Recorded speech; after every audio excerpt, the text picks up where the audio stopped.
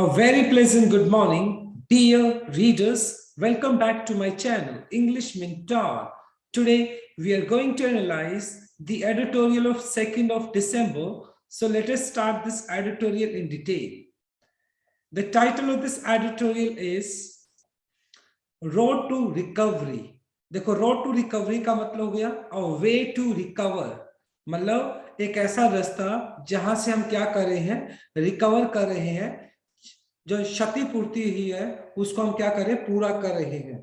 On sustaining, sustain का मतलब होता है मेंटेन करना, ग्रोथ प्रोग्रेस, यानी जो हमारी इकोनॉमी कोविड की वजह से बहुत ज्यादा कोलैप्स हो गई थी, तो उस इकोनॉमी के अंदर हमें अभी फिलहाल क्या देखने को मिल रहा है, सस्टेनिंग ग्रोथ, यानी हमारी इकोनॉमी क्या कर रही है, मेंटेन कर रही है ग्रोथ को, और लगातार हमारी जो इकोनॉमी है, हमारी जो अर्थव्यवस्था है जो कि कोलैप्स हो गई थी, वो रिकवर कर रही है।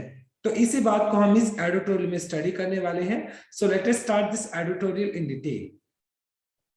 पॉलिसी मेकर्स, मतलब ये पॉलिसी बनाने वाले जो लोग हैं, हमारी जो इकोनॉमिक बात करें अगर इकोनॉमिक्स की, तो जो पॉलिसी बनाने वाले जो लोग हैं, मस्ट बूस्ट, बूस्ट का मतलब मजबूत करना, उनको और भी ज्यादा सख्त तरीके से मजबूत करना होगा। क्या? डिमांड, जो मांग है उसको मजबूत करना होगा। सपोर्टिव मेजर्स, सपोर्टिव का मतलब सहयोग देने वाले, मेजर्स का मतलब हो गया एक तरीके से स्टेप्स, कदम उठाने होंगे।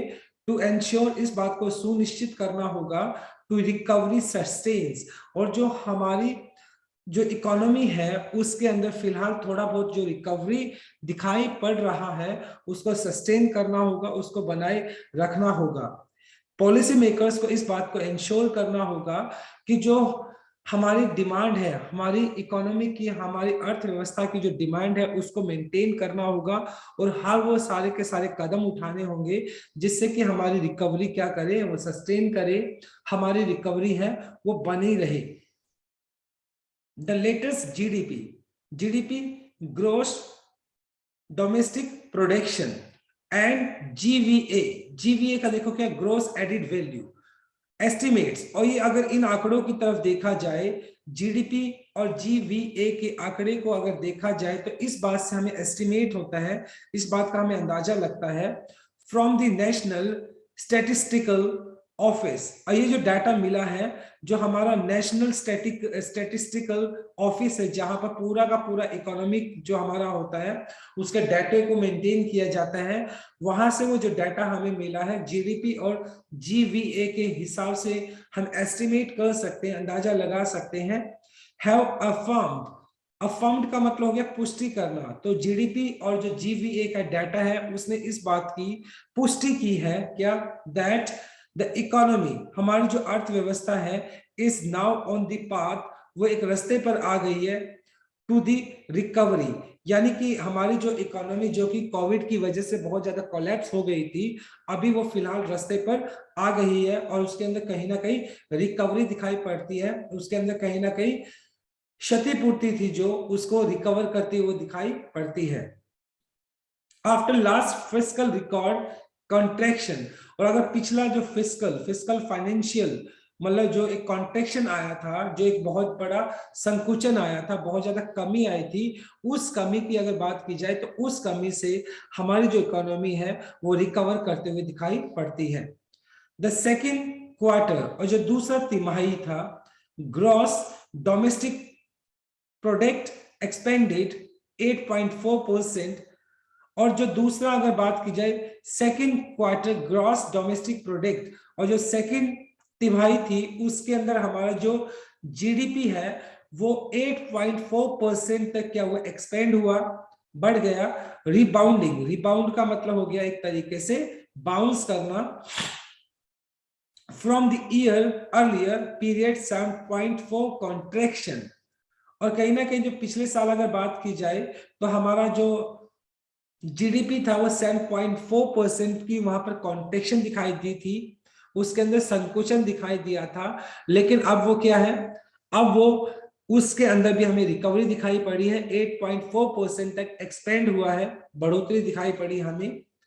While this स्टैटिस्टिकल एडवांटेज, और जो हमें इन आंकड़ों को लेकर जो फायदा है, जो कि जीडीपी और जीवीए ने जो आंकड़े दिखाए हैं उनके अंदर रिकवरी दिखाई है, उन आंकड़ों के फायदे से फ्रॉम द बेस, और अगर इस बात को आधार मान लिया जाए, effect Sholay added the expansion, और अगर जो स्टैटिस्टिकल जो डाटा देखकर हमें इस बात का पता चला है कि हमारे जो जीडीपी है और जीवीए है उसके अंदर श्योरली कुछ ना कुछ क्या हुआ है, एक्सपेंशन हुआ है, उसके अंदर बढ़ोतरी हुई है। द इकोनॉमी अपीयर्स, तो उस आंकड़े के हिसाब से हम इस बात को देख सकते हैं कि जो हमारा इकोनॉमी है, अर्थव्यवस्था है, अपीयर्स दिखाई पड़ना, टू हैव गैदर्ड इकट्ठा हो गई है, जस्ट एनफ मोमेंटम, मोमेंटम का मतलब पेस, मतलब हमारी जो इकोनॉमी है उसने एक पेस, एक गति ले ली है, for GDP, for gross domestic production, to post a marginal 0.3% growth. और कहीं ना कहीं जीडीपी की अगर बात की जाए तो उसने, हालांकि इतनी बड़ी, एक बहुत बड़ा, एक रिमार्केबल ऐसा नहीं कह सकते, हमें एक इंक्रीमेंट हमें दिखाई पड़ा है, बहुत बड़ी बढ़ोतरी दिखाई पड़ी है, वो मार्जिनल है, बहुत ही कम है, लेकिन डेफिनेटली सी बात है 0.3% की क्या दिखाई पड़ी है, एक ग्रोथ दिखाई पड़ी है, even when compared with the second quarter of the pre-pandemic 2019 fiscal year। और अगर इस बढ़ोतरी को, जो कि 0.3% की जो बढ़ोतरी हमें दिखाई पड़ रही है, अगर इसको कंपेयर किया जाए पिछले साल का जो तिमाही था, सेकेंड क्वार्टर था, उसका जो तिमाही था 2019-20 में, कोविड-19 के पीरियड से पहले जो फिस्कल ईयर था, फाइनेंशियल ईयर था, उससे साथ कंपैरिजन किया जाए तो 2021 के अंदर हमें 0.3% का ग्रोथ दिखाई पड़ता है। हालांकि ये जो ग्रोथ है वो बहुत बड़ी रिमार्केबल ग्रोथ नहीं है, थोड़ी छोटी ग्रोथ है, लेकिन वो ग्रोथ दिखाई पड़ती है। The gross value added GVA figures, और जहां तक अगर जीवीए के डाटा के हिसाब से देखा जाए, विच कैप्चर्स, कैप्चर्स का मतलब यहाँ पे वैसे किसी चीज को पकड़ना होता है, which captures the extend of activity across the 8 major formal sectors of the real economy. और अगर हमारी रियल अर्थव्यवस्था की अगर बात की जाए, तो वास्तविक अर्थव्यवस्था की बात की जाए, तो उसके अंदर जो 8 मेजर फॉर्मल सेक्टर्स आते हैं, और उन एज में उन 8 जो बड़े फॉर्मल औपचारिक जो सेक्टर्स हैं, अगर उनको देखा जाए तो उसके अंदर भी हमें ग्रोस जो वैल्यू एडिड फिगर्स को अगर हम देखें तो उसमें भी हमें क्या दिया, टू अंडरस्कोर, अंडरस्कोर का मतलब एम्फसाइज करना, द इंप्रूवमेंट, यानी वहां पर भी कहीं ना कहीं थोड़ा बहुत हमें बढ़ोतरी दिखाई पड़ी है, उसमें भी हमें कहीं ना कहीं इंप्रूवमेंट दिखाई पड़ा है, उसमें भी हमें कुछ फायदा दिखाई पड़ा है। विद जुलाई सितंबर, और अगर जुलाई से सितंबर का जो तिमाही है 2021 के हिसाब से, जो जीवी है, gross value added figure 32.89 lakh crore, registering 0.5% expansion from the July September period of 2019। देखिए, अगर बात करें जुलाई सितंबर 2021 की, तो वहां पर भी हमें क्या है, देखो 32.89 लाख करोड़ रजिस्टरिंग, और वहां पर क्या था, जो हमारा पूरा पूरा जीवीए था उसका पूरा क्या था, 32.89 लाख करोड़ था, और उसके अंदर हमें 0.5% का हमें क्या दिखाई पड़ा, एक्सपेंशन दिखाई पड़ा।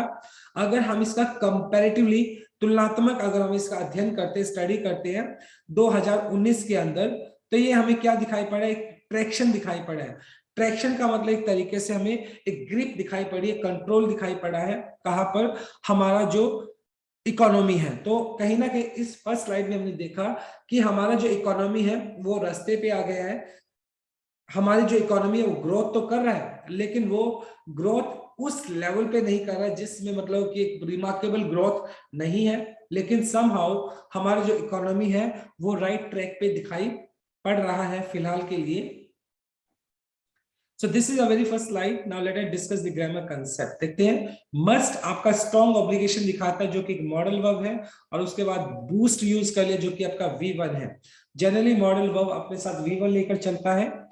have affirmed, have के बाद आपने थर्ड फॉर्म यूज कर लिया जो कि आपका प्रेजेंट परफेक्ट हो गया, उसके बाद to have gathered, to have तो वैसे आपका इन्फिनिटिव हो गया, उसके बाद हैव प्लस V3 है जो आपका ये इन्फिनिटिव परफेक्ट हो गया।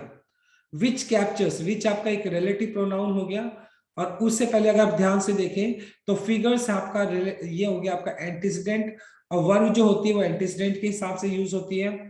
तो फिगर्स आपका प्लूरल है तो वर्ब भी प्लूरल आएगी, तो इसलिए यहाँ पे कैप्चर आपने यूज कर लिया। Now let us move on to our second slide. 5 of the 8 sectors, और उन जो मुख्य सेक्टर्स में से अगर बात की जाए 8 में से जो 5 सेक्टर्स हैं पोस्टेड ग्रोथ, वहां पर भी हमें कुछ ग्रोथ दिखाई पड़ी है। Not just from the year earlier quarter, not just from the year earlier this quarter, मतलब इस साल का जो पहला क्वार्टर था वहां पर हमें नहीं, बल्कि फिलहाल हमें क्या दिखाई पड़ी है, थोड़ी बहुत हमें उसमें ग्रोथ दिखाई पड़ी है। बट ऑल्सो सरपास्ड, सरपास्ड का मतलब एक्सीड करना, ठीक है, यानी कि सिर्फ इस क्वार्टर के अंदर हमें क्या है, इस क्वार्टर के अंदर हमें ग्रोथ ही दिखाई नहीं पड़ी, बल्कि क्या हुआ है, उसने कंपैरेटिवली अगर बात की जाए प्री कोविड-19 पीरियड से पहले की जो परफॉर्मेंस थी इसी पर्टिकुलर तिमाही की, तो उस आंकड़े को भी, उस परफॉर्मेंस को भी उसने क्या कर दिया है, पार कर दिया है। तो कहीं ना कहीं ये अच्छे साइन है हमारी इकोनॉमी के लिए। मैन्युफैक्चरिंग, जिसको आप विनिर्माण बोलते हैं, manufacturing which has the second largest share of GVA, और जहां तक हमारा मैन्युफैक्चरिंग सेक्टर है जो कि second largest share of GVA, और जीवीए ग्रॉस वैल्यू एडिड की अगर बात की जाए तो उसमें सबसे बड़ा कंट्रीब्यूशन, सेकंड नंबर पे हमारा जो कंट्रीब्यूशन होता है जीवीए के अंदर, वो मैन्युफैक्चरिंग सेक्टर है वो देता है। अपीयर्स, और जहां तक बात की जाए जो मैन्युफैक्चरिंग सेक्टर है वो भी अपीयर दिखाई पड़ना। टू हैव रिगेन्ड, रिगेन का मतलब किसी चीज का फायदा होना, ट्रैक्शन का मतलब हो गया एक तरीके से ग्रिप, मजबूती दिखाई पड़ना, और कहीं ना कहीं हमारा जो मैन्युफैक्चरिंग सेक्टर है उसके अंदर भी हमें फायदा हुआ दिखाई पड़ता है। And was the bulwark of GVA, और कहीं ना कहीं जो मैन्युफैक्चरिंग सेक्टर है वो एक तरीके से बुलवार्क है किसके लिए, ग्रॉस वैल्यू एडिड के लिए। बुलवार्क मतलब होता है एम्बैंकमेंट, एम्बैंकमेंट का मतलब होता है बांध, राइट, डैम जिसको आप बोल सकते हो, डैम, बांध जो होता है। तो कहीं ना कहीं ये जो पर्टिकुलर मैन्युफैक्चरिंग सेक्टर्स है वो हमारे जीवीए सेक्टर के लिए बहुत ज्यादा सिग्निफिकेंट है, बहुत ज्यादा इंपॉर्टेंट है। और सेकंड लार्जेस्ट शेयर जो होता है जीवीए के अंदर, ग्रॉस वैल्यू एडिड के अंदर, वो किसका होता है, वो मैन्युफैक्चरिंग सेक्टर्स का होता है। और फॉर्चुनेटली उस मैन्युफैक्चरिंग सेक्टर के अंदर भी हमें क्या दिखाई पड़ता है, बढ़ोतरी दिखाई पड़ती है। लॉजिंग, लॉजिंग का मतलब यहाँ पे हो गया logging, sorry, logging registering 3.9% expansion, और कहीं ना कहीं रजिस्टर होते दिखाई पड़ रहा है क्या, मैन्युफैक्चरिंग सेक्टर के अंदर भी हमें 3.9% का एक्सपेंशन दिखाई पड़ता है from the pandemic second quarter of fiscal 2020। और अगर हम कंपैरेटिवली स्टडी करें 2020 के अंदर जो सेकंड क्वार्टर था और उस सेकंड क्वार्टर के साथ फिलहाल 21 का 2021 का क्वार्टर के साथ कंपैरिजन करें तो वहां पर भी हमें 3.9% का एक्सपेंशन दिखाई पड़ता है मैन्युफैक्चरिंग सेक्टर के अंदर, जो कि एक अच्छा साइन है। द की एम्प्लॉयमेंट, मुख्य रोजगार, प्रोवाइडिंग सर्विसेज, और जो मुख्य रोजगार प्रोवाइड करते हैं, प्रदान करने वाली जितने भी सर्विसेज हैं उनकी कैटेगरीज की अगर बात की जाए, however are yet to fully recover from the pandemic devastating impact. और जब तक कोविड की वजह से हमारा जो पूरा का पूरा जो एम्प्लॉयमेंट सिस्टम था, जो रोजगार व्यवस्था थी, वो बिल्कुल कोलैप्स हो चुकी थी, ढह चुकी थी, बहुत बुरे हालात हो गए थे, बहुत सारे लोगों को अपनी जॉब से हाथ धोना पड़ा।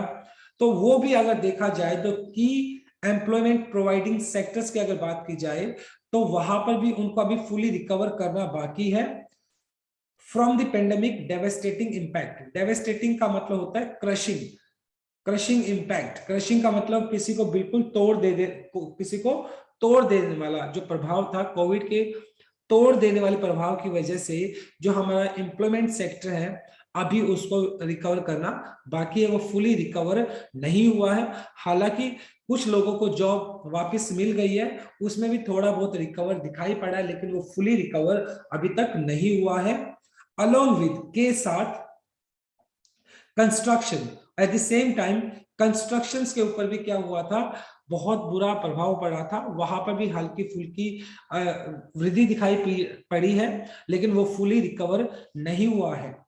Another major providers of job, और जो दूसरे जो पर्टिकुलर सेक्टर्स की अगर बात की जाए, जो जॉब को जो कि रोजगार देने वाले जो सेक्टर्स हैं, लैग्ड, पीछे रह जाना, pre pandemic level by the cumulative 77,000 crore. और कहीं ना कहीं जो दूसरे रोजगार देने वाले जो जितने भी सेक्टर हैं वो पीछे रह गए हैं। अगर बात की जाए पेंडेमिक लेवल के साथ कंपैरिजन किया जाए तो लैग्ड का मतलब पीछे रह जाना लेवल बाय कम्युलेटिव 77,000 करोड़। और अगर उसका पूरे के पूरे उसका एक आंकड़े को अगर देखा जाए तो 77,000 करोड़ मतलब जो एक रिवेन्यू जनरेट होना था वो उससे पीछे रह गया है। क्यों?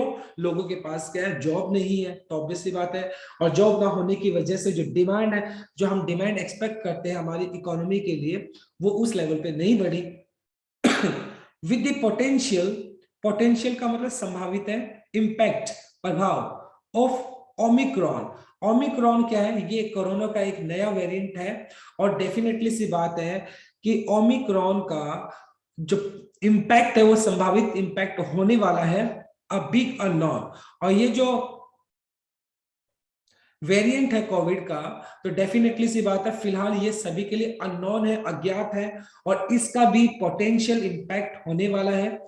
जिस तरीके से कोविड का फर्स्ट टाइम कोविड था, सेकंड टाइम डेल्टा वेरिएंट आया, थर्ड टाइम अभी ओमिक्रॉन आया है, तो डेफिनेटली सी बात है इसका भी संभावित है एक प्रभाव पड़ने वाला है। द आउटलुक का मतलब हो गया दृष्टि, सोच, outlook, view, point of view. Here may stay hazy for now. और ये जो पॉइंट ऑफ व्यू है फिलहाल के लिए अगर देखा जाए तो कैसा दिखाई पड़ता है? वो हेजी दिखाई पड़ता है। क्यों दिखाई पड़ता है हेजी? अनक्लियर दिखाई पड़ता है। किस वजह से अनक्लियर दिखाई पड़ता है? क्योंकि जिस तरीके से कोविड ने और डेल्टा ने पूरे के पूरे हमारे इकोनॉमिक सेक्टर को क्या किया था, इंपैक्ट किया था, इन द सेम वे अभी जो नेक्स्ट जो कोविड का एक वेरिएंट आया ओमिक्रॉन, तो ये भी एक थ्रेट बना हुआ है। और हमारा जो आउटलुक है, हमारा जो एक पॉजिटिव जो एक व्यू था इकोनॉमी को लेकर, अभी भी वो हेजी बना हुआ है, अनक्लियर बना हुआ है, धुंधला बना हुआ है। और डिसएग्रीगेटेड का मतलब होता है डिसयूनाइट, अलग थलग, अलग अलग, disunite view of GDP data also reveals. और अगर मतलब जीडीपी का जो डाटा है उसको अलग अलग तरीके से यानी ब्रेकअप करके अगर उसका पॉइंट ऑफ व्यू से देखा जाए तो जीडीपी जो डाटा है ऑल्सो रिवील्स, वो इस बात को भी दिखाता है। कलेक्टिव की बात नहीं कर रहे हैं, मतलब कलेक्टिव जीडीपी डाटा की नहीं बात करें हम, अगर वो उसी जीडीपी डाटा को हम क्या करते हैं, डिसयूनाइट करते, अलग अलग उसको देखा जाए, तो जीडीपी डाटा इस बात को रिवील करता है, रिवील एरियाज ऑफ कंसर्न, कि अभी भी बहुत सारे ऐसे एरियाज है जहां पर चिंता बनी हुई है, दैट कुड अंडरमाइन, अंडरमाइन का मतलब वीकन करना, कमजोर कर देना, दी रिकवरी। तो बहुत सारे ऐसे सेक्टर्स है फिलहाल जो हमारी इकोनॉमी के अंदर जो हमारी जो रिकवरी है उसको कमजोर कर सकते हैं। प्राइवेट फाइनल कंजप्शन, और जहां तक निजी अंतिम कंजप्शन, लोग जो पैसा खर्चते हैं, expenditure that major spending on everything from essentials to luxury goods and the entire gamut का मतलब हो गया range of service by all consumption and has the largest share of GDP, 55% still is trading water। Trading water, trading का मतलब होता है, देखो trading water means fail to make progress. और जहां तक प्राइवेट कंजप्शन की बात की जाए, प्राइवेट कंजप्शन की बात की जाए, चाहे वो बेसिक चीजों से लेकर everything from essential to luxury, essential मतलब जो बेसिक जो हमारी रोजमर्रा की जो चीजें हैं उससे लेकर जो लग्जरी चीजें हैं, भोग विलास की जो चीजें हैं उन तक, एंटायर गमट, गमट का मतलब हो गया एक तरीके से रेंज। और ये पूरी की पूरी रेंज जहां से मतलब निजी और जो रोजमर्रा की जो चीजें हैं उनसे लेकर और जो लग्जरी चीजें, जो भोग विलास की जो चीजें, वहां तक की जो रेंज है और ये सारे के सारी जो सर्विस प्रोवाइडर हैं, मतलब जो रोजमर्रा की चीज से लेकर भोग विलास की चीजों को प्रोवाइड करने वाले जितने भी जो सर्विस प्रोवाइड करने वाले हैं, और वो सारे के सारे कंज्यूमर्स जो इन चीजों को यूज करते हैं, हैव द लार्जेस्ट शेयर। और ये प्राइवेट कंजप्शन की अगर बात की जाए तो जीडीपी के अंदर 55% तक इसका कंट्रीब्यूशन होता है। Still trading water fail to make progress. तो कहीं ना कहीं हमें प्राइवेट कंजप्शन के अंदर भी अभी हमें प्रोग्रेस दिखाई नहीं पड़ रही है। जिस तरीके से हम एक्सपेक्ट कर रहे थे प्राइवेट कंजप्शन के अंदर प्रोग्रेस होनी चाहिए, वो प्रोग्रेस हमें दिखाई नहीं पड़ी।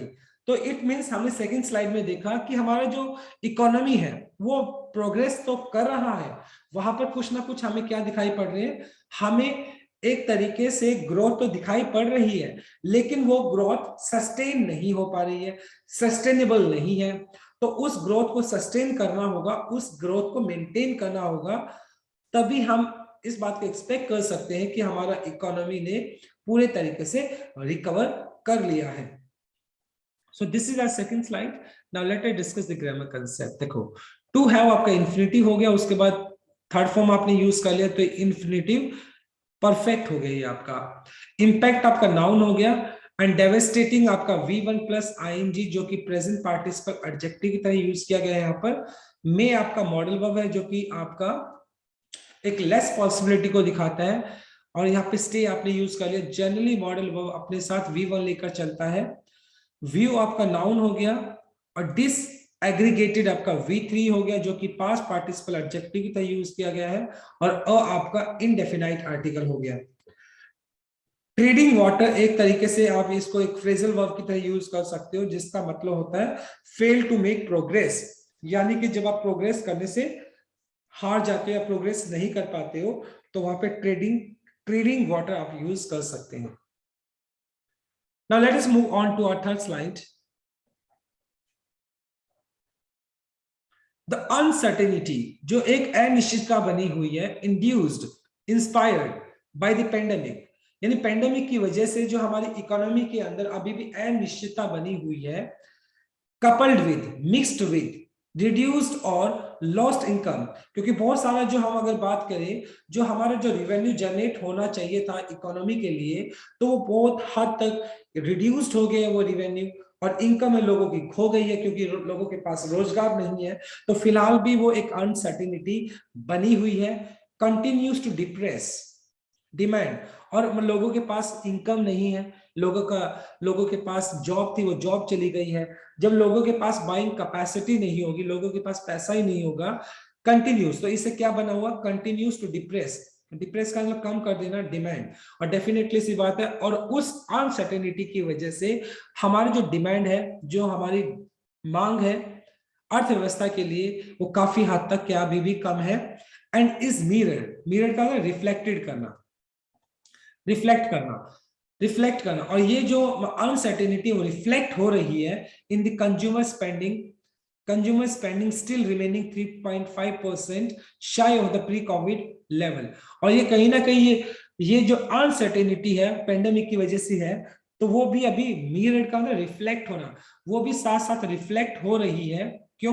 क्योंकि अगर हम प्री कोविड लेवल की अगर बात करें, तो जो हमारा कंज्यूमर स्पेंडिंग होना चाहिए था वो 3.5% शाई ऑफ का मतलब हो गया लेस देन ऑफ, यानी अगर प्री कोविड लेवल से पहले का अगर टाइम देखा जाए तो जो हमारा कंज्यूमर स्पेंडिंग था वो काफी ठीक था, और वो अभी फिलहाल इसके साथ स्टडी किया जाए तो 3.5% तक कम दिखाई पड़ता है, क्योंकि यहां पर कोविड की अनसर्टेनिटी की वजह से और कोविड के इंपैक्ट की वजह से जो कंज्यूमर स्पेंडिंग है उसके ऊपर बहुत बड़ा इंपैक्ट पड़ा है। क्यों पड़ा है?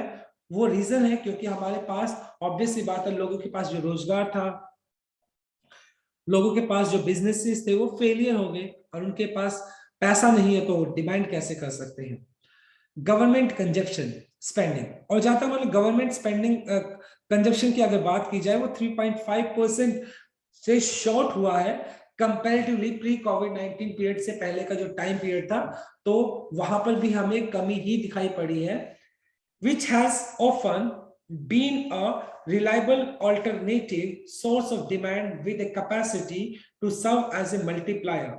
और कहीं ना कहीं सरकार का जो होता है, सरकार की गवर्नमेंट कंजप्शन स्पेंडिंग है, सरकार भी जनरली क्या करती है, इकोनॉमी को, अर्थव्यवस्था को मजबूत करने के लिए सरकार भी कुछ खर्चा करती है, सरकार भी स्पेंड करती है पैसा। तो वहां पर भी कहीं ना कहीं सरकार की तरफ से भी जो स्पेंड के अंदर कमी आई है, 3.5% जो सरकार का जो कंजप्शन स्पेंडिंग है उसके अंदर कमी आई है। और ये जो सरकार जो कंजप्शन करती है, स्पेंड करती है, ये एक बहुत अच्छा रिलायबल, विश्वसनीय ऑल्टरनेट, एक तरीके से हमारे पास एक साधन होता है जिससे क्या किया जा सकता है, डिमांड को क्या किया जा सकता है, मेंटेन किया जा सकता है with a capacity to serve as the multiplier. और जिससे क्या किया जा सकता है, इन केस गवर्नमेंट अगर अपनी कंजप्शन को बढ़ाती है तो हमारी जो डिमांड है उसको क्या किया जा सकता है, उसको सस्टेन किया जा सकता है। और ये गवर्नमेंट कंजप्शन स्पेंडिंग है, ये बहुत एक कह सकते हो एक बहुत एक रिलायबल अल्टरनेट है डिमांड को मेंटेन करने का। Is also below the fiscal 2020 second quarter. और अगर ये जो सरकार का गवर्नमेंट कंजप्शन स्पेंडिंग देखा जाए तो ये सरकार का 2020 के साथ अगर इसकी स्टडी की जाए तो ये सरकार की तरफ से भी जो पैसा खर्च होना चाहिए था कंजप्शन के ऊपर वो काफी हद तक कम है। Possibly by design the centre seeks to consolidate its fiscal position. और ऐसा मान लो अब फिलहाल ऐसा दिखाई पड़ता है कि जो सेंटर है, जो गवर्नमेंट है, सीक्स लुक फॉर कंसोलिडेट, मजबूत करना इट्स फिस्कल फाइनेंशियल पोजीशन। मानो कि जो सरकार है वो अपना जो एक आर्थिक जो स्थिति है उसकी, उसको मजबूत करना चाहती है। अनलेस, जब तक, कंडीशन ये नेगेटिव कंडीशन बताने के लिए यूज किया जाता है, एक कंजक्शन है, अनलेस एग्रीगेट डिमांड, जब तक कि मतलब ये पूरा का पूरी जो मांग है स्ट्रेंथन, मजबूत नहीं हो जाती, जब तक कि हमारी जो कुल मांग है वो मजबूत नहीं हो जाती, the heartening, heartening Uptake, heartening का मतलब आप कह सकते हो एक बहुत ही जोशीली या एक खुशी नुमा, अपटिक, अपटिक का मतलब इंक्रीमेंट, वृद्धि इन बिजनेस इन्वेस्टमेंट। और जब तक कि हमारे जो बिजनेस के अंदर जो इन्वेस्टमेंट है उसके अंदर वृद्धि नहीं होती है, as reflected in 11% year over year jump in gross fixed capital information। और जैसा कि हम पिछले कुछ सालों से देख रहे थे 11% का जो हमें वृद्धि दिखाई पड़ रहा था ग्रॉस फिक्स कैपिटल के अंदर। और जब तक कि मतलब हमारा जो कुल डिमांड है वो मजबूत नहीं होता है और बिजनेस इन्वेस्टमेंट के अंदर हमें अपटिक नहीं दिखाई पड़ता, वृद्धि नहीं दिखाई पड़ती है, come to naught with capacity addition remaining underutilized, corporate captains yet again tightening their purse strings। देखें यहां से देखेंगे हम, the heartening uptick in the business investment could come to naught। और अगर इन केस मान लो ये जो बिजनेस इन्वेस्टमेंट है could come to naught, naught का मतलब यहाँ पे हो गया शून्य, जीरो पे आ जाना।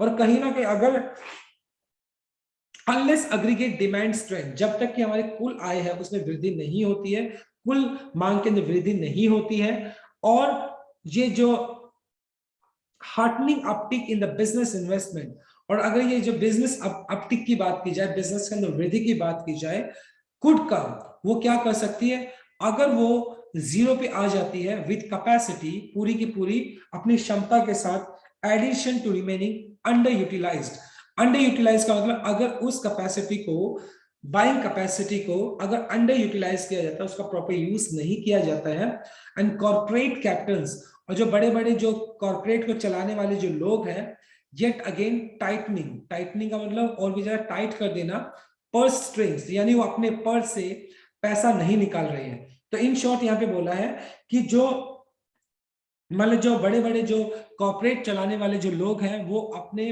पर्स से पैसा नहीं निकाल रहे, वो भी पैसा स्पेंड नहीं कर रहे हैं। एट द सेम टाइम जो जो बिजनेस इन्वेस्टमेंट है वो भी अंडर यूटिलाइज है। तो डेफिनेटली सी बात है जो हमारी अर्थव्यवस्था है उसके लिए कहीं ना कहीं एक चैलेंज हो जाएगा, हमारी अर्थव्यवस्था के लिए एक बहुत बड़ी डिफिकल्टी आ जाएगी।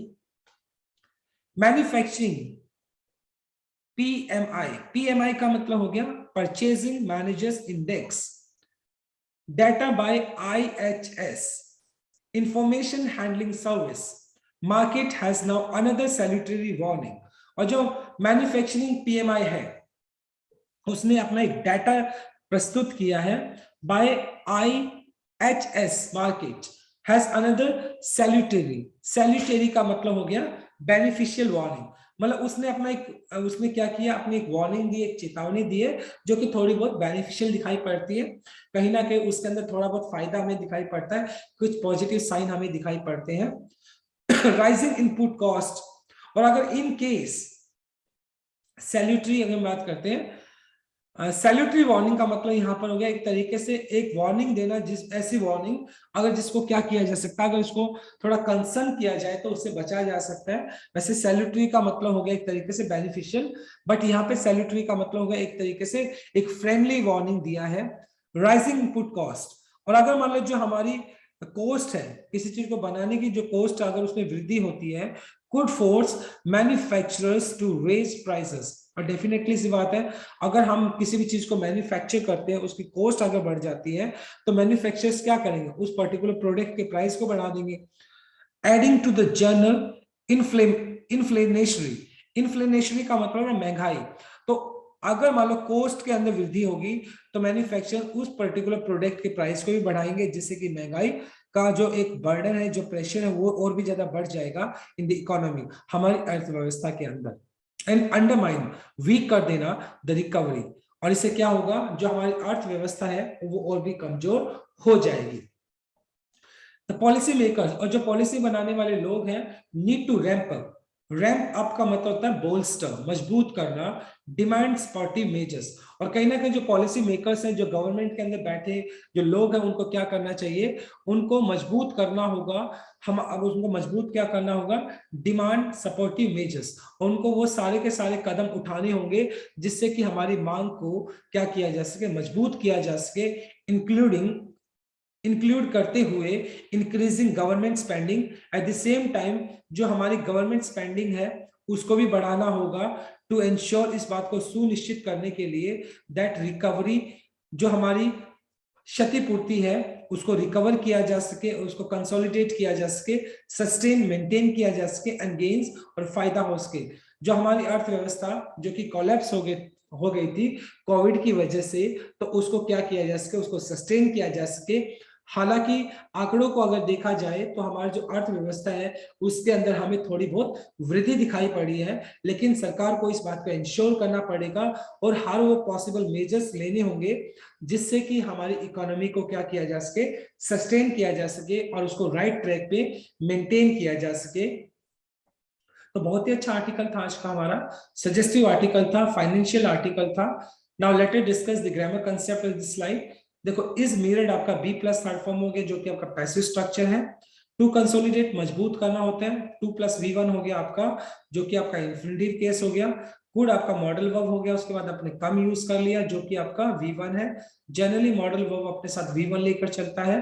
वार्निंग आपका नाउन हो गया, और सैल्यूटरी आपका वैसे एडजेक्टिव की तरह यूज करें, प्रेजेंट पार्टिसिपल हो गया जो कि एडजेक्टिव की तरह काम कर रहा है। To ramp up, to plus वी1 आपने यूज कर लिया जिसका मतलब होता है किसी चीज को मजबूत करना। टू बोल्स्टर जो कि आपका इन्फिनिटिव केस हो गया, right? So my dear readers, this is all about from this article. Thanks for watching this video. Please do like, share, comment, and subscribe to my channel. So tomorrow I'll continue with another article. Till then, bye bye, take care, and have a nice day.